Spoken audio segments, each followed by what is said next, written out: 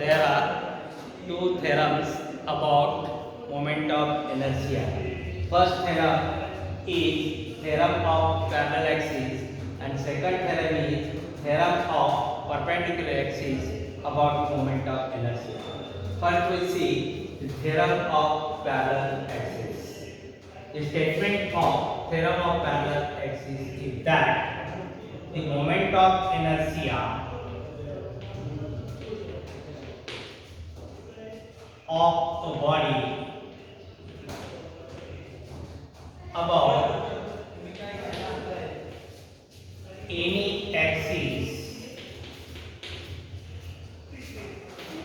is equal to the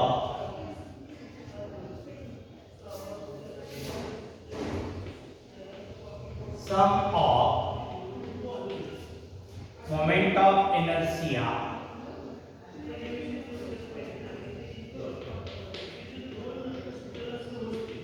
about a parallel axis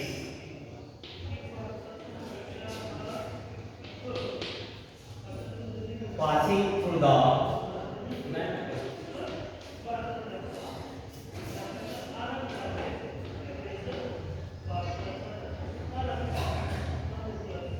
center of mass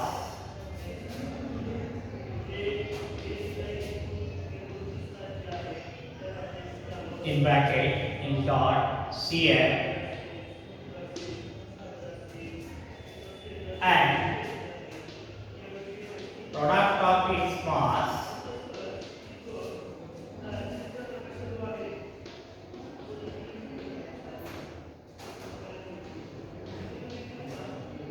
product of its mass and square of its perpendicular distance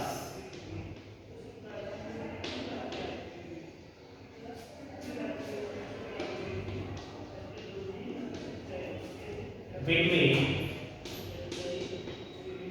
two parallel axes.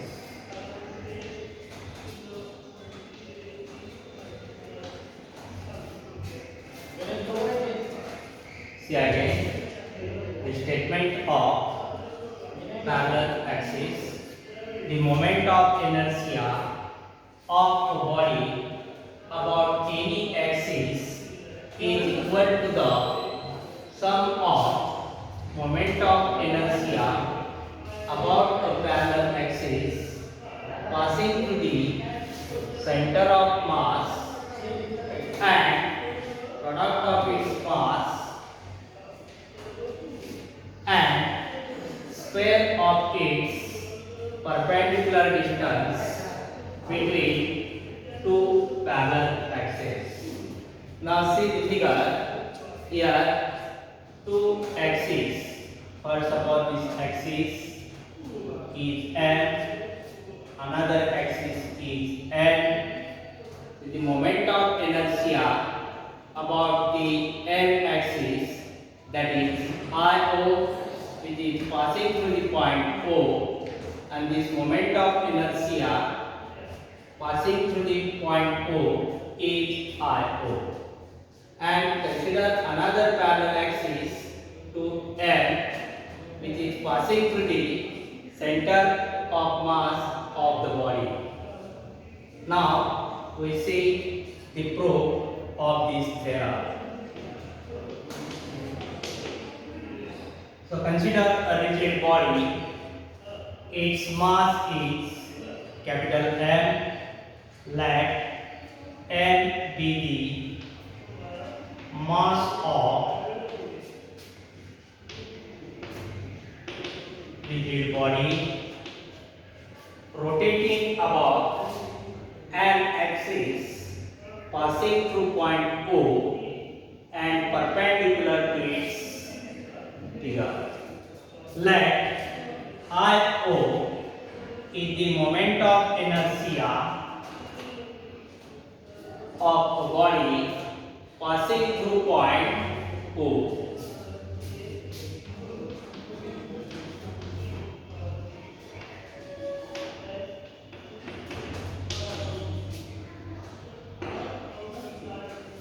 Then consider another parallel axis which is passing through the center of mass of the body. Let IC is the moment of inertia of a body about point C, where C is called the center of mass of the body. Then the distance between these two parallel axes M and N is OC. So OC equal to H. Then from figure, OP equal to R and CP equal to R0. Then consider the small element of the body having mass dm, which is situated at point P. So from figure, the moment of inertia of a body about point O, that is IO, equal to integration OP square dm, but OP is R, so IO equal to integration R square dm. Then moment of inertia about a parallel axis is IC, and this is passing through the center of mass. So IC equal to integration Cp square dm, but value of Cp is R0. So we can write integration R0 square dm. Suppose IO equal to integration R square dm is equation 1, and IC equal to integration R0 square dm is equation 2. Again from figure, from point P, draw perpendicular PD to OC producer. So point T from the center of mass C is at a distance x. Therefore, we can write CD equal to x.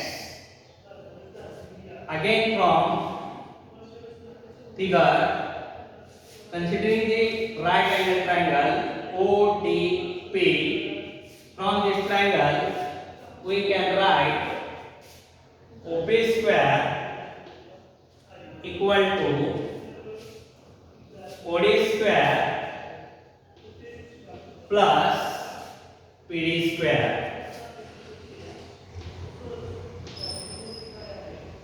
But this distance from point O to point D means OD. So OD means OC plus CD, take its square, plus this bracket complete, remaining is PD square. This OP square equal to, in the bracket, OC plus CD bracket square plus PD square. Then expanding this bracket, we can write OP square equal to OC square plus CD square plus twice OC into CD plus this remaining term is plus PD square. But from figure, this CD square plus PD square is CP square. So this equation becomes OP square equal to this OC square plus twice OC into CD plus CP square. Since CP square equal to CD square plus PD square.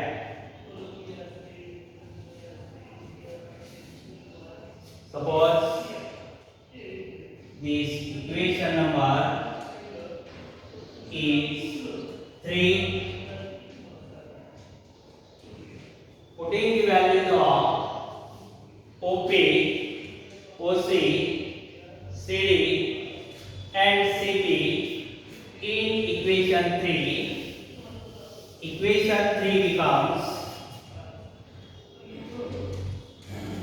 value of OP square means R square, value of OC means H, so this H square twice OC into CD means plus twice OC value is H, CD value is X and CP value is R0 square. Suppose this equation number 4.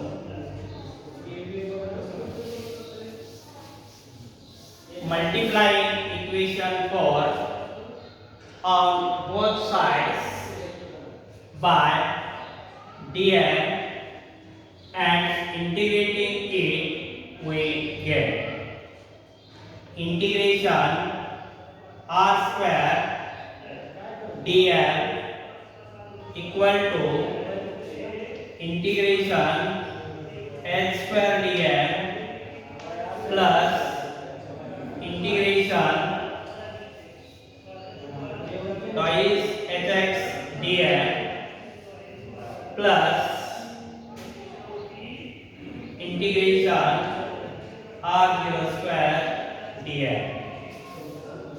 So from equation 1, integration r square dm means the moment of inertia IO,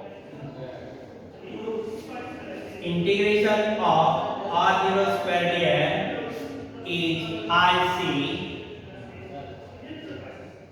then plus taking s square outside the integration dm, then this integration take outside the integration twice h integration x dm. But integration dm is capital M, that is mass of the body. So we can write IO equal to IC plus integration dm is capital M, that is mass of the body. So here we get ms square plus twice h into integration x dm. Integration x dm, its value is 0 because at the center of mass the algebraic sum of the moments of all the particles is always 0 when body is in equilibrium. So twice h into x dm, this term becomes 0. So we get IO equal to IC plus mh square.